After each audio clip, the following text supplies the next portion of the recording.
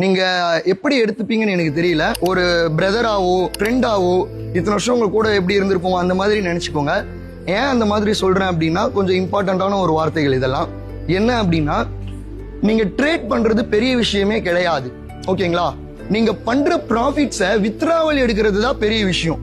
அப்படி இருக்கிறப்போ ஒரு $1000 நீங்க டெபாசிட் பண்ணிருக்கீங்க அப்படின்னா அந்த $1000 வச்சு நான் வீடு வாங்கணும் கார் வாங்கணும்னு நினைக்கிறதுலாம் தப்பு. புரியுதுங்களா? அந்த $1000 இருந்து ஒரு $100 ஒரு $20 $30 ப்ராஃபிட் வந்தா கூட அதை வித்ரா பண்ணி அனுபவிக்க கத்துக்கோங்க.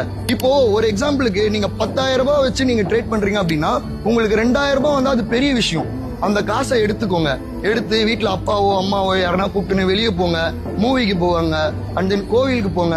ஏதோ ஒண்ணு பண்ணி நீங்க அவங்களுக்கு ஒண்ணு கொடுக்கும் பொழுது அப்போ வரும் பாத்தீங்களா ஒரு ஹாப்பினஸ்.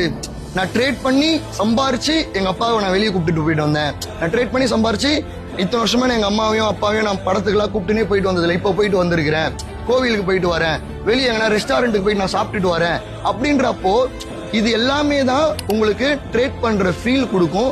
ட்ரேடர்ஸ்க்கான லைஃப்னு சொல்லிட்டு வீடியோல பாக்குறீங்க பாத்தீங்களா, இன்ஸ்டால இப்படி ஸ்க்ரால் பண்ணா அதெல்லாம் அனுபவிக்கணும்னா இந்த மாதிரி சின்ன சின்னதாவாச்சும் பண்ணுங்க.